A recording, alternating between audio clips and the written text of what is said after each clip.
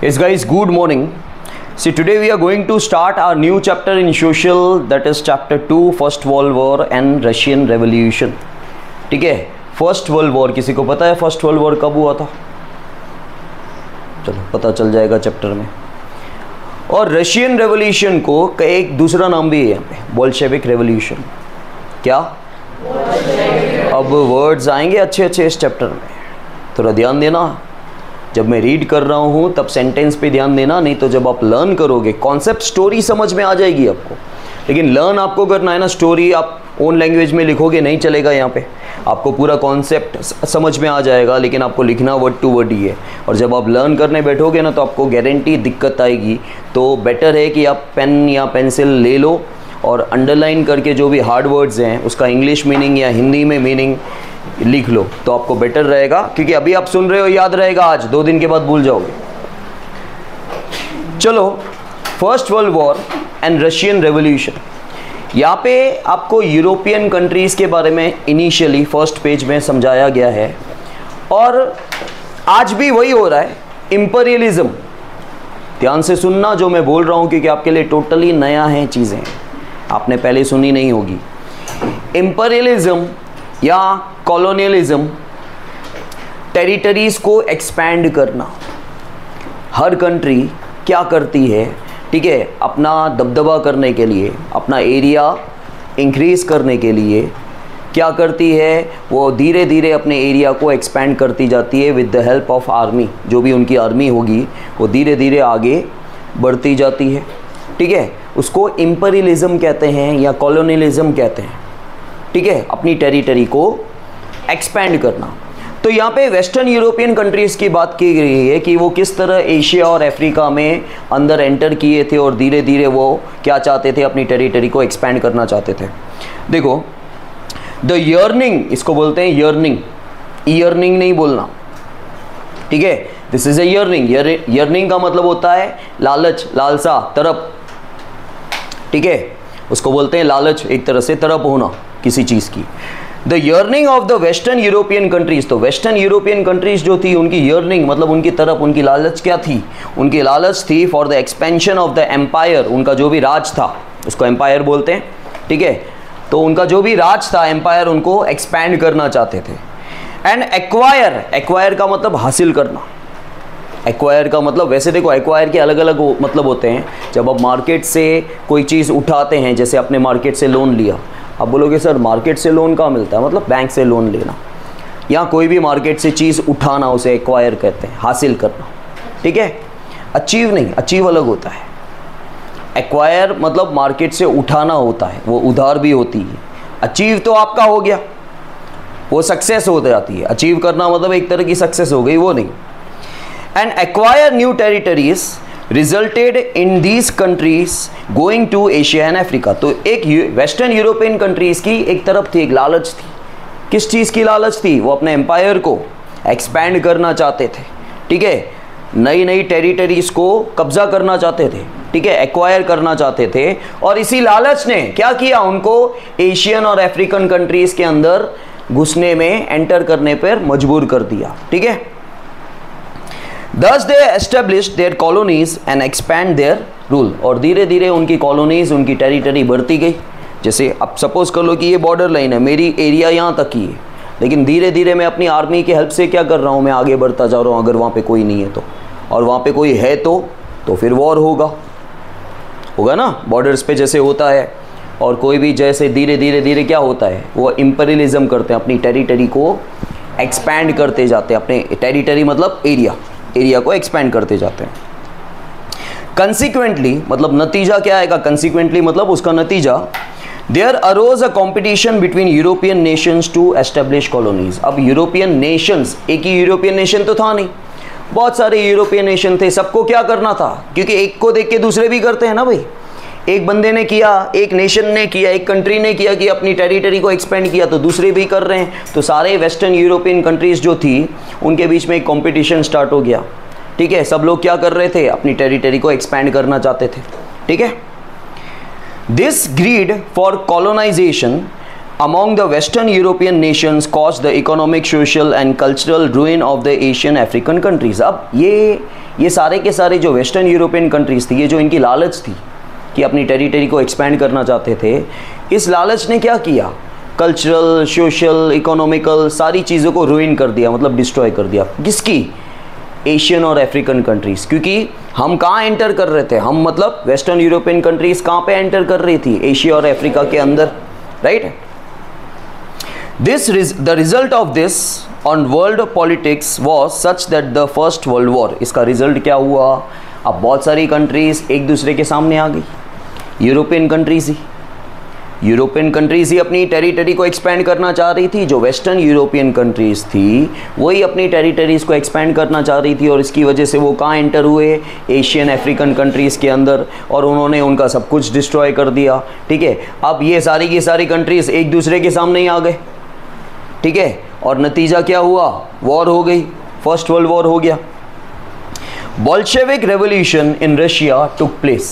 ठीक है, pay attention, Bolshevik revolution क्या होता है, रशियन रेवोल्यूशन, वो आप आगे समझोगे, उसका डिटेल आपको आगे समझाया जाएगा, लेकिन वो चेंजेस आए। रेवोल्यूशन का मतलब क्या होता है, बदलाव, चेंजेस को बोलते हैं रेवोल्यूशन। ठीक है, see western Europe and colonialism in Asia Africa. अब वेस्टर्न यूरोप के बारे में अगेन आपको वही वेस्टर्न यूरोपियन कंट्रीज़ के बारे में जो समझाया जा रहा था वही आगे कंटिन्यू हो रहा है। See the western European countries wanted to expand their empire in Asia and Africa. ठीक है, वेस्टर्न यूरोपियन कंट्रीज़ जो हम अब तक अभी तक समझे कि वेस्टर्न यूरोपियन कंट्रीज़ क्या चाहती थी, अपनी टेरिटरी को एक्सपैंड करना चाहती थी। कौन सी कंट्रीज़ में, एशियन अफ्रीकन कंट्रीज़ में। Their greed for colonization did not spare even their neighboring countries। Colonization का मतलब एक ही मतलब होता है, कॉलोनीज को मतलब अपनी टेरिटरी को।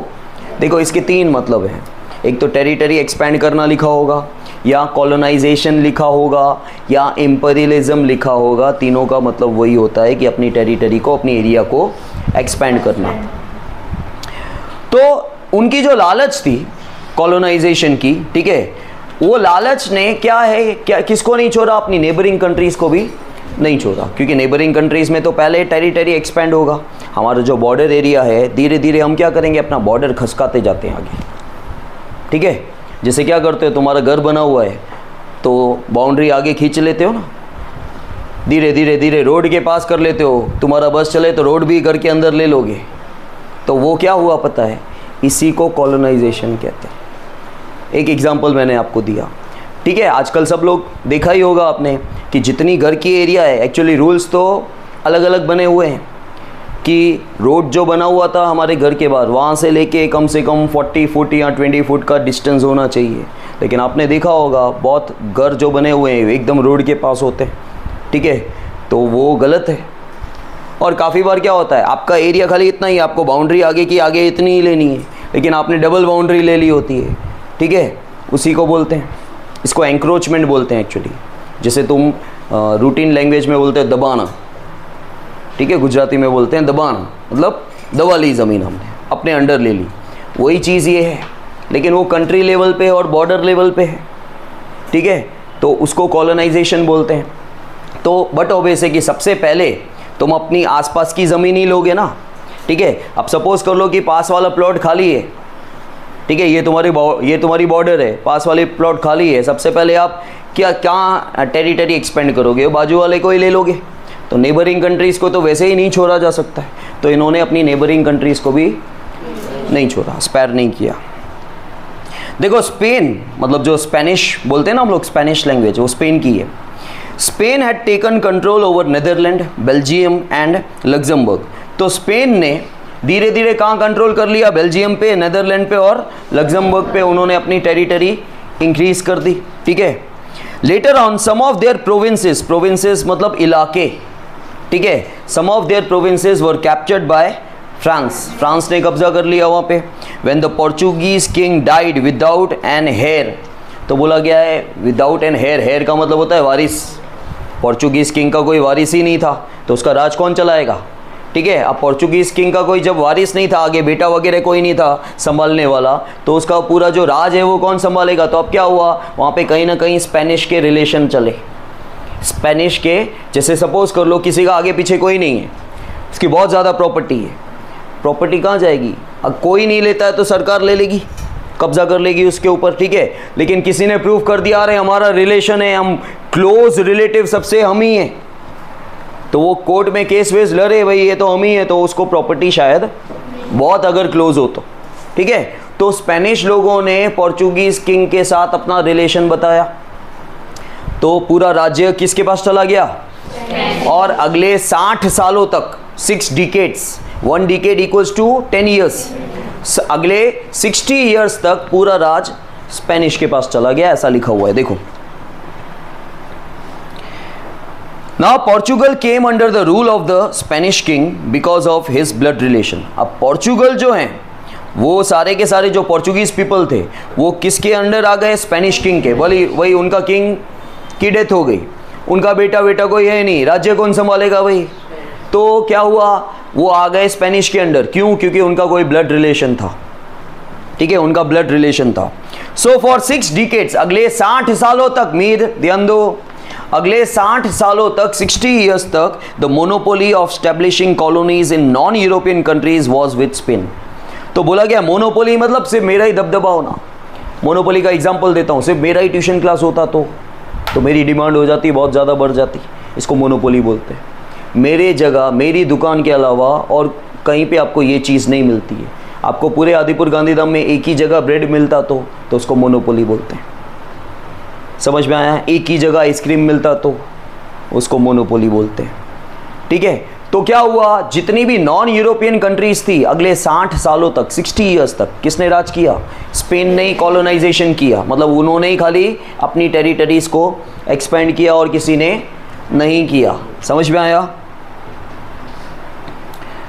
Now similarly Italy and German states became the victim of the greed of France and Austria. अब क्या हुआ, फ्रांस और ऑस्ट्रिया की लालच ने, मतलब उनको अपनी टेरिटरी एक्सपेंड करना था, कॉलोनाइजेशन करना था, उनकी लालच का विक्टिम मतलब शिकार कौन बना यहाँ पे? इटली और जर्मन, ठीक है।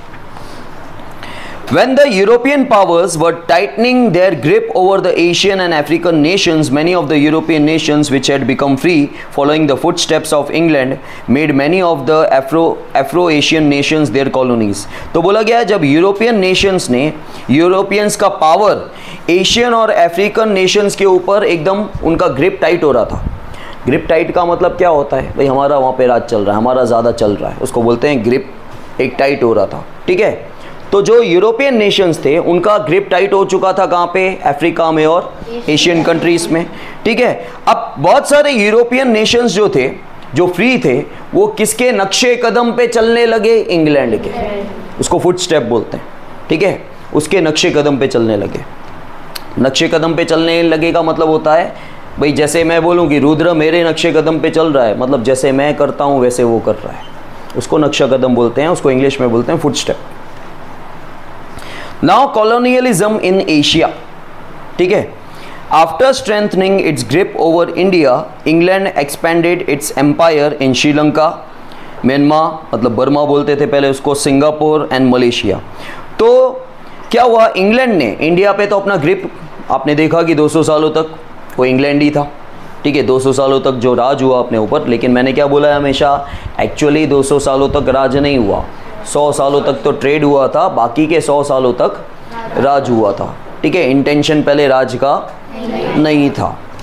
तो इंडिया के ऊपर इंग्लैंड का दबदबा तो हो गया, अब उन्होंने श्रीलंका को कैप्चर कर लिया, वहाँ पे अपनी टेरिटरी एक्सपेंड की, Burma, Singapore and Malaysia. England China में भी एंटर्ड हुआ, ठीक है, but due to the opium trade between England and China, opium अफीम एक तरह से जो ड्रग्स होता है, ठीक है, तो जो ओपियम ट्रेड होता था इंग्लैंड और चाइना के बीच में, there were wars between 1839 to 1842 which came to be known as opium wars in history, जिसमें चाइना हार गया था and thereby lost 5 of its port to England, where England could carry on their trade and thus expanded their empire। तो उनके बीच में opium war हुआ था England और चाइना के बीच में, जिसमें चाइना हार गया और चाइना को अपने 5 पोर्ट इंग्लैंड को देने पड़े, ठीक है, जहाँ से इंग्लैंड जो है अपना ट्रेड कैरी ऑन करता था और इस तरह इंग्लैंड ने अपना राज वहाँ पे भी एक्सपेंड किया।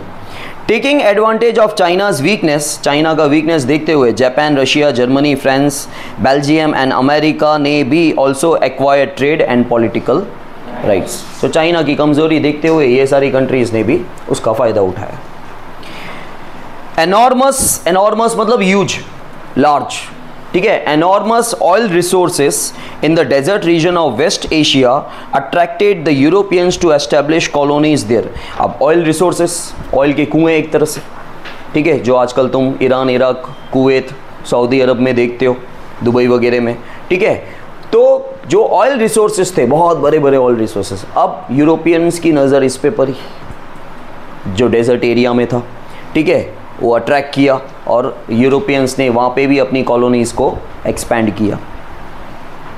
England, Germany, Russia and America established oil companies in Iran, Iraq, Kuwait, Saudi Arabia, Bahrain and made efforts to take care of their own interest। तो इंग्लैंड, जर्मनी, रशिया और अमेरिका ने oil companies वहाँ पे start कर दी। Iran, Iraq आज भी आप देखते हो, ठीक है, जो सऊदी अरब वगैरह है, ऑल ओवर 50% से ज़्यादा भी जो तेल के कुएँ हैं 70% से ज़्यादा उनके पास ही है, ठीक है।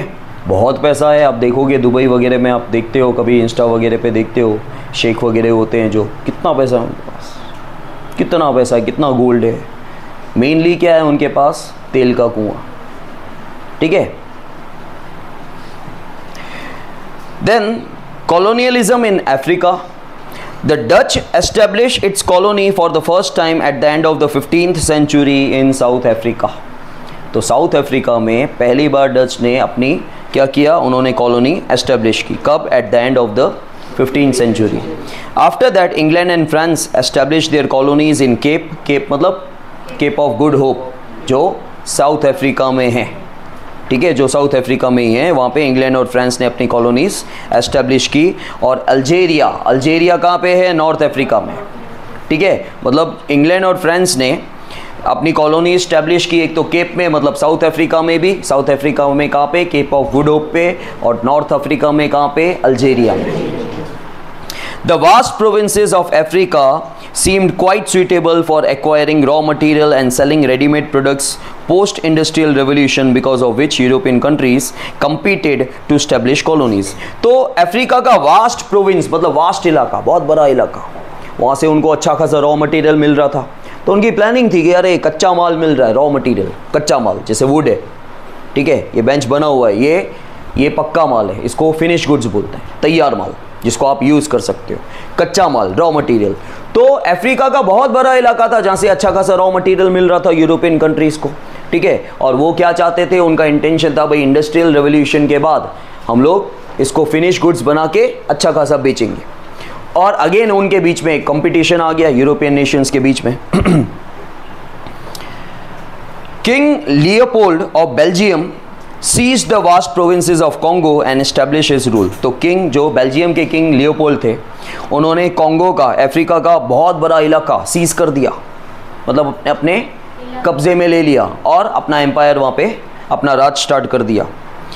England establish its colonies in Egypt, some provinces of East Africa and some of the, England ने भी अपनी कॉलोनीज एक्सपेंड कर दी इजिप्ट में, और कुछ इलाके ईस्ट अफ्रीका के, कुछ इलाके साउथ अफ्रीका के। France establish its colonies in Tunisia, Morocco and West Africa provinces.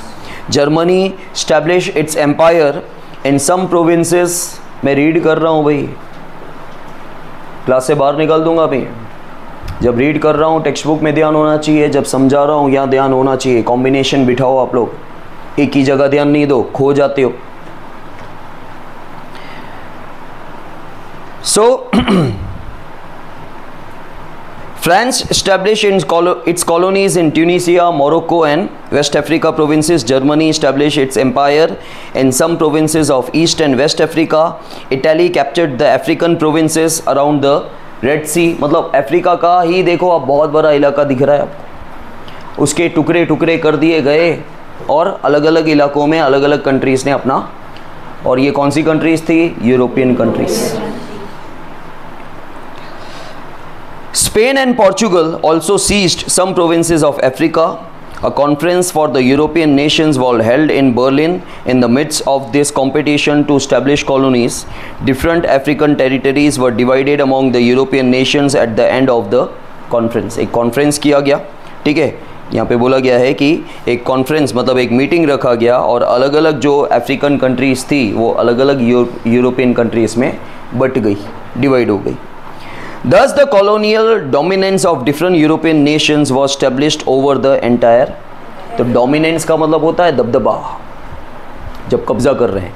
तो ऑल ओवर अफ्रीका में, पूरे अफ्रीका को अलग अलग यूरोपियन नेशंस में बांट दिया गया, ठीक है, क्योंकि उन्होंने क्या किया, उन्होंने अपनी टेरिटरी एक्सपेंड की. See, while on one hand the greedy European nations were trying to colonize various Asian African territories, on the other hand Germany and Italy had completed the process of its respective political unification. एक तरफ European Nations जो थे वो किस में लगे हुए थे, अपनी टेरिटरी को एक्सपेंड करने में. तो उन्होंने एशिया अफ्रीका की कंट्रीज़ के ऊपर अपना जो एक्सपेंशन था एम्पायर का, टेरिटरीज जो थी एक्सपेंड करनी थी वो कर ली. दूसरी तरफ वहाँ पे क्या हो रहा था, दूसरी तरफ ये दो कंट्रीज़ कौन सी, जर्मनी और इटली, ये यूनिफाइड हो गई, मर्ज हो गई, जॉइंट हो गई, ठीक है, पॉलिटिकली. नाउ दस द यूनिफाइड जर्मनी, तो जर्मनी और कौन जॉइंट हो गए, इटली.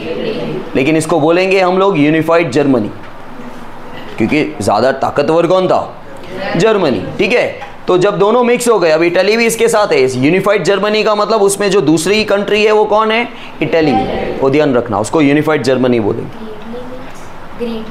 ग्रीडी, ग्रीडी, ग्रीडी लालच, लालची इंसान को जैसे बोलते हैं, ग्रीडी है, बहुत लालची है, ठीक है. सो दस the unified Germany plunged into the competition of industrialization, commercialization and colonization. अब ये यूनिफाइड हो गई, जर्मनी अकेली नहीं है, उसने इटली को साथ में ले लिया. यूनिफाइड जर्मनी ये कूद पड़ी, अब कूद पड़ी मतलब कोई खेल का मैदान में कूद नहीं पड़ी, मतलब अब यूरोपियन कंट्रीज़ के सामने आ गई. किस मामले में, इंडस्ट्रीज़ के मामले में, कमर्शियलाइजेशन के मामले में और साथ ही साथ कॉलोनाइजेशन के मामले में. Thus, these quickly changing global phenomena had exploited some of these countries politically, economically and socially, due to which their development and had stopped. तो बोला गया ये जो quickly change आया, इसकी वजह से बहुत सारा exploitation हुआ in some of the countries politically, मतलब उनके politics में, economically, socially, और बहुत सारी countries को नुकसान हुआ और क्या हुआ, उनका development रुक गया. This had led to the first world war. अब सब लोग कॉलोनाइजेशन के पीछे भाग रहे थे, सब लोग इंडस्ट्रीज़ के पीछे भाग रहे थे, ये मुझे चाहिए, सारी बहुत सारी कंट्रीज़ एक दूसरे के सामने आ गई. एक तो यूरोपियन कंट्रीज़ ही एक दूसरे से कम्पीट करने लगी, उसके साथ ही जर्मनी इटली यूनिफाइड हो गई, वो भी एक दूसरे के सामने हो गए, ठीक है. तो इसकी वजह से क्या हुआ, फर्स्ट वर्ल्ड वॉर की शुरुआत हो गई. समझ में आया, क्लियर है इतना, ओके.